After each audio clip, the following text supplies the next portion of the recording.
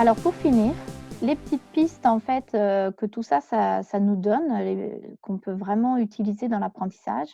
Déjà, ne jamais sous-estimer un enfant, même un enfant qui est en difficulté, il a les capacités de la plasticité cérébrale. Ses neurones sont capables de créer des connexions. Mais si on fait un jugement, de valeur sur lui ou qu'il le ressent, parce que les enfants perçoivent énormément en fait à travers nos mimiques ce qu'on peut penser d'eux, ça va bloquer ses synapses, en fait. C'est-à-dire, il est déjà en difficulté, mais en plus, s'il sent qu'il est jugé, eh bien, les synapses vont naturellement aussi, avoir du mal à, se multiplier pour, faciliter les apprentissages. Donc en fait, plus il va y avoir un jugement de valeur et plus l'enfant va être en difficulté. Donc il faut plutôt le soutenir, le mettre en confiance, lui dire: «OK, pour le moment, c'est un petit peu difficile, mais tu t'inquiètes pas, tu vas répéter. En répétant, ça va se consolider, tu vas être à l'aise» et montrer qu'en fait, ça va aller en répétant, il y aura pas de souci. Profiter aussi des périodes sensibles quand c'est possible, hein. S'il y a, l'enfant part avec des faiblesses, de faire, vraiment des stimulations enrichissantes, intéressantes pour l'enfant, tant qu'il est, jeune et qu'il a des connexions, qui sont là en attente, justement pour toutes ces, richesses, à lui proposer. Ensuite, enrichir l'environnement, ça vous l'avez compris. Sortir des neuromythes en se disant qu'il y a des enfants qui sont doués et d'autres pas. En fait, non, on a tous les mêmes aires cérébrales qui sont capables d'apprendre. Ça va dépendre de l'intérêt que l'enfant va y trouver. Donc, à nous aussi de susciter de l'intérêt. Si l'enfant adore les maths, et que, il a peut-être des faiblesses en français, eh bien, utilisons, les maths, pour, faire, des phrases, pour, répondre, à une problématique de maths en écrivant des phrases. En tout cas, il va falloir utiliser ces centres d'intérêt pour l'amener vers une compétence, où il a moins d'appétence. Il faut vraiment qu'il y ait de l'intérêt. Donc souvent, un enfant, qui va être plus faible dans certaines, matières, c'est simplement qu'il n'y a pas trouvé un intérêt. Le cerveau, il n'est pas idiot, il ne va pas apprendre des choses, qui ne lui semblent pas intéressantes. Donc il faut trouver en quoi ça peut être intéressant pour l'enfant de travailler ça et il va trouver une motivation. Cinquièmement, donc faire attention à l'attention. Donc on n'apprend pas quelque chose à un enfant s'il n'est pas focus, sur, la chose, donc il faut rendre les choses passionnantes. Ça, c'est vraiment hyper important. Il faut aussi que l'enfant soit actif, curieux, engagé et autonome. Le laisser faire, le laisser essayer. Il faut qu'il se confronte, à ce qu'il est en train d'apprendre et donc il faut le laisser expérimenter, mais avec un accompagnement de manière à lui envoyer des feedbacks constructifs qui vont lui permettre de dire: «Ah oui, ah d'accord, je peux faire comme ça» et hop, il continue à expérimenter avec la nouvelle notion qu'on lui a donnée. Faire aussi chaque jour, que chaque jour soit un plaisir, que ce soit à l'école, en famille. On apprend mieux quand on est dans une ambiance, agréable et pas évidemment quand on est sous stress, hein. Je vais pas aborder le stress et les émotions chez l'enfant, mais il faut accompagner l'enfant dans un apaisement. Ça serait un autre domaine évidemment, les émotions chez l'enfant, mais il faut vraiment que l'enfant soit dans une ambiance agréable. Encourager les efforts et ne pas punir la curiosité, ça c'est vraiment fondamental parce que c'est vraiment bête de perdre l'engouement naturel de l'enfant, à apprendre et puis après, une fois qu'on a cassé ça, on essaye, qu'il apprenne quand même, mais et ça du coup, ça devient un effort, une contrainte, alors qu'en fait, l'enfant adore apprendre. Les aider à approfondir leurs pensées, ça va leur permettre d'améliorer et de maturer le cortex préfrontal, l'analyse, le sens critique.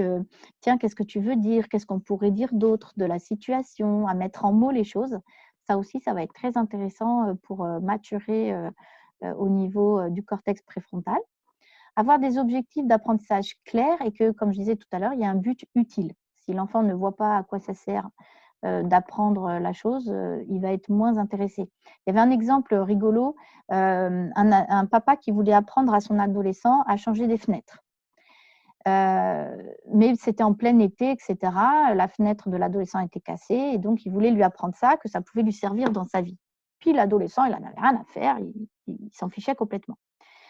Alors évidemment, s'il avait fait très froid et qu'il était en plein hiver, l'adolescent aurait trouvé plus intéressant de savoir changer sa fenêtre à ce moment-là. Donc il faut que l'apprentissage, à un moment donné, se fasse aussi dans un timing, qui correspond à l'intérêt, d'apprendre ça à ce moment-là.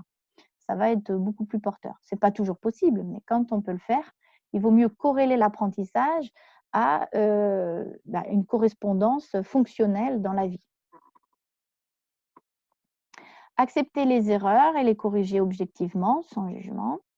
Construire des supports visuels attrayants. On avait vu que le cortex visuel est le premier à maturer.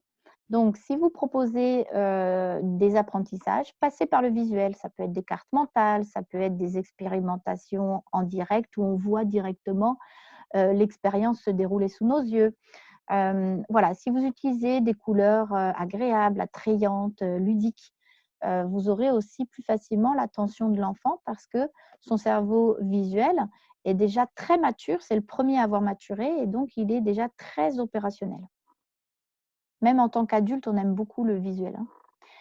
Réviser à intervalles espacés, ça on l'a dit tout à l'heure, pour consolider et puis avoir un bon sommeil. Il faut absolument que les enfants évitent évidemment d'être sur les écrans, surtout les adolescents, tard le soir et que ça vienne empiéter sur leur sommeil et donc leur capacité de remanier les informations de ce qu'on a vu la journée. Moins on a d'heures de sommeil et plus ça va être difficile évidemment d'intégrer les apprentissages. Le petit mnémotechnique de la fin, donc on a vu donc les apprentissages chez l'enfant, la partie du cerveau au niveau anatomique, le cerveau triunique, comment il fonctionne, mais également les aires spécifiques et le sens de maturation, de l'arrière vers l'avant, qu'il y a une plasticité cérébrale, c'est-à-dire une capacité à créer de nouvelles connexions, mais toujours à partir de modèles innés. On est déjà précablé, donc ça gagne du temps. Et on va expérimenter pour ensuite avoir des modèles, des ajustements qui vont être liés à l'apprentissage acquis et à la création de nouvelles synapses, donc de connexions entre les neurones. Donc, pour améliorer justement cette capacité naturelle, on fait attention à 4 piliers quand on accompagne un enfant dans ses apprentissages. Vérifier qu'il est bien attentif à l'objet de l'apprentissage, qu'il est engagé activement dedans, qu'on lui apporte un retour sur expérience. Alors, on dit un retour sur erreur. Moi, j'aime bien dire un retour sur expérience. Ça enlève le côté négatif du mot erreur, parce qu'on ne fait pas d'erreur, on expérimente. Donc, un retour sur expérience qui va être constructif pour l'enfant et qui va l'accompagner dans ses apprentissages. Et ensuite, on va consolider. Donc, on va répéter les expériences, on va revoir les notions à intervalles réguliers.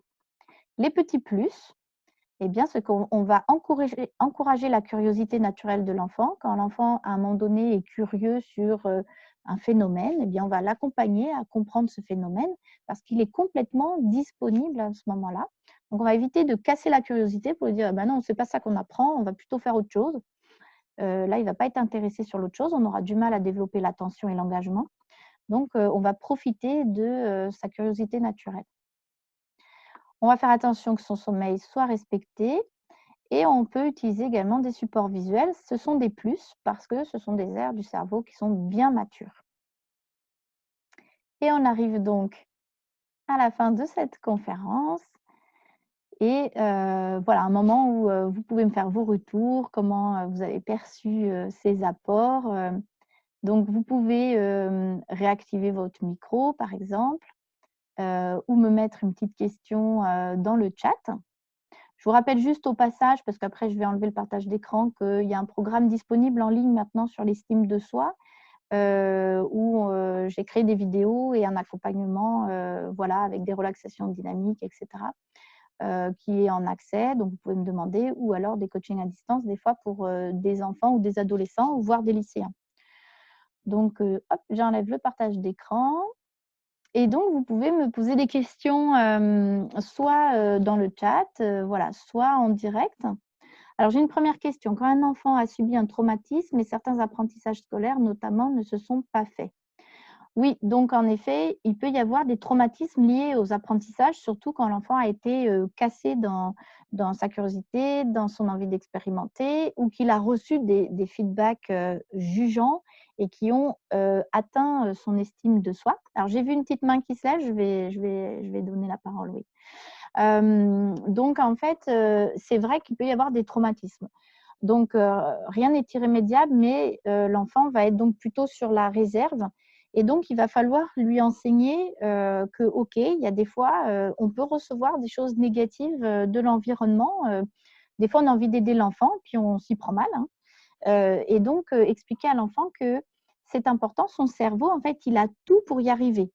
Il suffit simplement de trouver quelque chose qui va être intéressant et de reprendre les apprentissages de manière ludique et intéressante.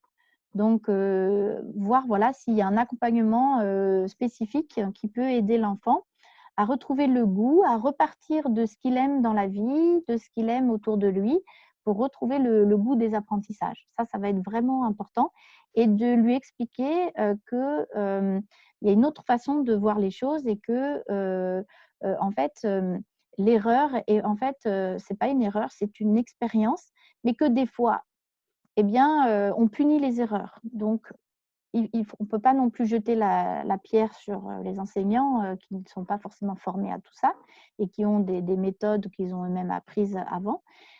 Chacun fait un peu ce qu'il peut avec ce qu'il connaît, mais globalement, on peut s'entourer de personnes qui sont formées à ça et qui peuvent expliquer à l'enfant que, en fait, tout va bien pour lui, qu'il va pouvoir récupérer son retard parce qu'en fait, tout est en lui. Il suffit simplement de trouver, ben, comment il peut, faire ses apprentissages d'une manière, agréable, qui lui plaise, et de passer par ses centres d'intérêt au départ pour retrouver, quelque chose d'agréable.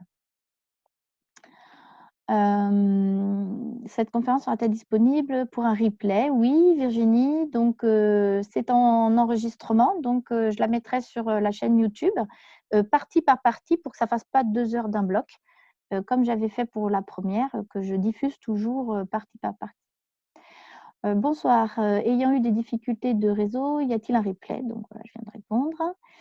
Très bien. Donc il y avait Jeanne, qui voulait poser une question. Donc j'ai activé, le micro de Jeanne. Je ne sais pas si Jeanne est toujours là. Personnellement, ce contenu vu ce soir me confirme les capacités des enfants. Oui, très bien, exactement. On ne se doute pas, vraiment des capacités du cerveau, mais elles sont, je ne vais pas dire infinies, mais c'est quasiment ça. On s'auto-limite, en fait, par nos croyances limitantes, hein. Oui, c'est Christine, vous avez une question? Oui, Oui, je voulais savoir en fait, a priori de tout ce que vous avez dit, bon, c'est assez clair et assez logique. oui, J'aimerais savoir comment, à partir de ça, on peut arriver à mettre des équipes pédagogiques, des profs dans oui, ce type de dynamique, oui, tout à en fait. étant parents de gamins qui sont au collège et dans laquelle on a l'impression que tous les profs ne sont pas forcément dans cette logique-là, en fait. Oui, tout à fait. On est vraiment au balbutiement, par rapport à l'intégration des neurosciences, dans la pédagogie.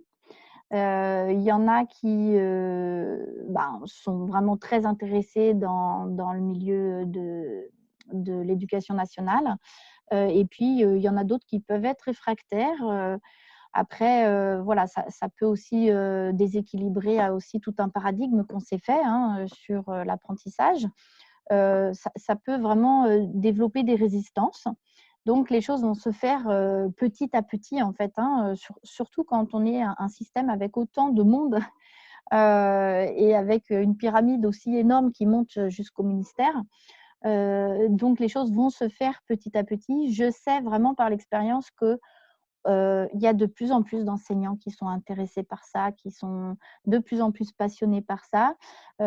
Donc là, j'interviens dans un collège où, il y a une partie des enseignants qui est intéressée, il y a une autre partie un peu moins et en fait, ce que je propose, c'est que dans les ateliers où j'ai directement les enfants en difficulté scolaire, je propose, en fait, à chaque fois, d'exposer ce que j'ai montré aux enfants, ce qui permet aux enseignants, de le recevoir et ensuite, bah, chacun a son libre arbitre, d'en faire quelque chose ou pas.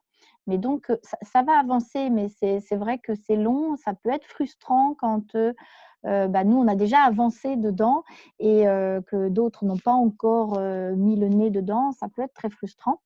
Mais ce qui est important, c'est de transmettre le message, aux enfants déjà quand on est parent, de dire, bah, peut-être qu'il y a des professeurs qui vont vous dire des choses, des jugements de valeur et cetera. Ils ont peut-être envie de bien faire, peut-être ça va vous blesser, mais surtout ne le prenez pas pour vous. Ils ont envie de bien faire, prenez juste voilà, en fait, il faut apprendre à l'enfant à s'autonomiser face au feedback négatif. ou aux maladresses qu'ils ont autour d'eux. Et moi, dans mes ateliers, je fais énormément attention à ça. On ne pourra pas faire en sorte que tout le monde soit toujours bienveillant avec eux. Malheureusement, on n'a pas la télécommande sur les gens. Par contre, donner en fait à l'enfant toutes les notions dont lui il a besoin pour savoir qu'en fait il est compétent naturellement et que on ne peut pas laisser quelqu'un lui dire qu'il est mauvais et qu'il sera bon à rien, parce que des fois des enfants reçoivent ça comme information. Et donc, que lui sache se défendre de ce genre de retour et que ça glisse sur lui. Voilà, ça va être important. Sans faire de jugement, évidemment, sur les professeurs, dire voilà, des fois, ils ont envie de bien faire, mais peut-être ça va te blesser. Si tu sens qu'il y a quelque chose qui te blesse, tu ne le prends pas, rappelle-toi de tes capacités, tu sais que tu peux y arriver. Ça répond à la question? Oui, oui, merci, Oui, super. merci pour la question, Christine. Alors, je remonte un peu le chat. Ce contenu ce soir me confirme capacité d'enfant, j'avais vu. On retrouve bien les caractéristiques de l'autisme dans les explications, exactement. Très intéressant, merci, super. Il faut que je revoie votre intervention. Oui, il y a beaucoup d'informations, donc grâce au replay, vous pourrez reprendre certaines parties, là où vous avez envie, très clair, mais plus facile, mettre en place avec ses enfants à la maison qu'en classe avec 30 élèves. Je suis d'accord. Il y a un programme, vous êtes imposé par un programme, exactement. Oui, je suis tout à fait d'accord. C'est vraiment pas évident. Ce qui est intéressant, c'est de l'avoir en tête et de voir petit pas par petit pas ce qui est possible de faire. Déjà simplement sur le feedback qu'on fait aux enfants, de voir en quoi ça peut être positif et constructif, de faire des explications toujours sur les erreurs que font les enfants, ou quand ils ont eu une mauvaise note à un devoir, et bien d'expliquer que tu peux reprendre les notions, oriente-toi plutôt là-dessus, de montrer qu'on est soutenant avec des mots comme ça agréables qu'on peut transmettre à l'enfant, c'est déjà une première étape. C'est très clair, super. Le retour sur erreur m'aide beaucoup, surtout dans le contexte actuel. Oui, tout à fait. Les enseignants n'ont pas de formation en neurosciences? Non, du tout. Non, il n'y a pas de formation en neurosciences. C'est absolument pas au programme. Merci. Donc, c'est vraiment chaque professionnel qui va s'y intéresser personnellement, qui va l'inclure en fait dans sa démarche.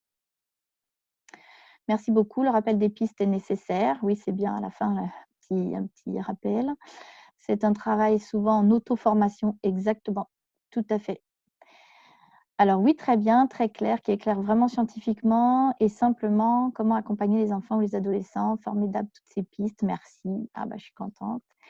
Merci beaucoup pour cette conférence, très intéressant, merci. Voilà, très clair. J'espère retenir plus de 15. Grâce au replay, il y a la possibilité d'y revenir à fréquence, à votre convenance. Comment accompagner les enfants non lecteurs? Oui, donc les enfants non lecteurs, ça va prendre plus de temps. Mais il faut vraiment suivre étape par étape. Donc moi, je ne suis pas hyper spécialisée dans les étapes d'acquisition du langage, mais vous avez des ouvrages qui existent avec des personnes, rechercher des personnes qui sont dans le domaine de la psychologie cognitive et l'apprentissage cognitif. Tout ce qui est cognitif, ce sont les fonctions intellectuelles d'analyse, de compréhension, de décodage. Et donc, vous avez des ouvrages qui existent justement, comment accompagner justement la lecture, même au-delà, même pour des adultes. Donc, n'hésitez pas à choisir des auteurs qui sont spécialisés en sciences cognitives dans le langage. Donc, tout à fait d'accord, savoir booster l'estime de soi des enfants va les aider à prendre du recul par rapport aux remarques blessantes ou jugeantes. Exactement. Surtout, il faut rendre les enfants autonomes, parce que vous êtes les premiers à vous rendre compte que même à l'âge adulte, on se reçoit énormément de choses négatives. Donc, c'est à nous, à un moment donné, de savoir faire la part des choses. Bonne soirée, merci. Je salue tous ceux qui doivent déjà partir, évidemment. J'ai même pris des notes. formidable. Passionnant, à revoir, bonne soirée, bonne soirée. Merci pour tout ce contenu, formidable. Je regarde s'il y a des questions. C'est un éclairage que je reprendrai dans ma pratique professionnelle avec adultes en situation de handicap. Oui, super Jeanne, tout à fait. Avec évidemment les instituteurs en établissements médico-sociaux dans le handicap, bah, ça donne des billes super intéressantes. Merci beaucoup, à bientôt, bonne soirée, exactement. Sur l'estime de soi, le manque de confiance, rehausser son estime par l'expérience, oui. Dans la conférence sur l'estime de soi, je parle beaucoup que plus on pose des actions, qu'on accepte qu'il y a pas d'erreur, donc évidemment, on a l'estime de soi qui baisse beaucoup moins parce qu'en fait, on est en confiance, on fait des essais, puis on verra bien ce qui marche et ce qui ne marche pas. On confronte notre idée à la réalité et ça évite de s'évaluer, de s'auto-juger comme quoi on aurait fait un échec. Il n'y a pas d'échec. Voilà, intéressant, super. Quel est le nom de votre chaîne YouTube? C'est Diane Picard Neurosciences, le nom de la chaîne YouTube. Donc, si vous tapez Diane Picard, je crois que vous tombez assez rapidement dessus, si vous tapez, juste mon nom et mon prénom dans le moteur de recherche. Mais si vous ajoutez neurosciences, vous êtes sûr de tomber dessus. Top, merci, super. Un grand merci à tout le monde. Je vais vous laisser reposer, le sommeil, est important. Donc, s'il n'y a pas une dernière question, je vous remercie énormément de votre présence ce soir. Ça me fait toujours plaisir, d'échanger avec vous et je vous dis à très bientôt. En juin, il y aura une conférence, sur les relations toxiques. Voilà, mais je vous referai un petit message là-dessus. Je vous enverrai, un petit message à tous pour vous remettre le lien de la chaîne YouTube et puis si vous êtes intéressés, merci Cécile pour le pouce. Si vous êtes intéressés, pour ceux qui ne sont pas déjà à la newsletter, bah, de savoir quand est-ce qu'il y a ces conférences en accès libre, quels sont les nouveaux événements. À ce moment-là, je vous mettrai un petit lien pour vous inscrire sur la newsletter. C'est une newsletter une fois par mois, juste pour vous dire ce qu'il y a de nouveau dans le mois. Des fois, j'envoie une lettre en plus quand il y a quelque chose de nouveau qui n'était pas prévu et qui s'ajoute.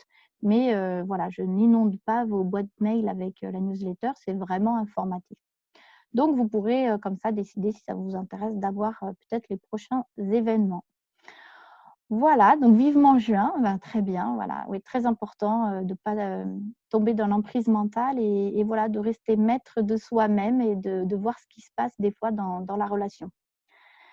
C'est le prochain sujet en juin. Je n'ai pas encore la date, mais voilà, si vous inscrivez à la newsletter, vous aurez l'information en avant-première et puis ensuite je la transmets, je mets l'information sur les réseaux sociaux. Voilà, donc un accompagnement pour mes enfants serait fort intéressant, je pense. On en rediscute, pas de problème, s'il y a besoin. Sachez que les accompagnements en plus sont très courts dans le temps parce qu'une fois que l'enfant est autonome et a compris comment ça fonctionne, eh bien, voilà, on n'est pas, à dépenser énormément pour des séances qui durent très longtemps. C'est très court dans le temps. J'aime beaucoup les accompagnements qui sont fonctionnels, opérationnels. Voilà, j'aime pas les choses qui durent dans le temps et qui sont inutiles. Très bien, merci Christelle, à bientôt. Merci pour votre présence à tous qui me fait toujours chaud au cœur. Et puis, bah, je vous dis à très bientôt. Et puis, n'hésitez pas entre-temps, si vous n'aviez pas eu de question là, mais que vous en avez une, vous pouvez m'écrire hein, par mail. L'adresse mail, vous le trouvez sur les réseaux sociaux ou sous la page, sous les vidéos YouTube, vous avez aussi mon adresse mail. Donc, n'hésitez pas à me poser une question si vous en avez suite à la conférence et que ça vous vient après coup. Ou pendant que vous revisionnez le replay, vous aurez peut-être des questions. Voilà. Eh bien, je vous embrasse très fort tous et puis je vous dis donc à très bientôt.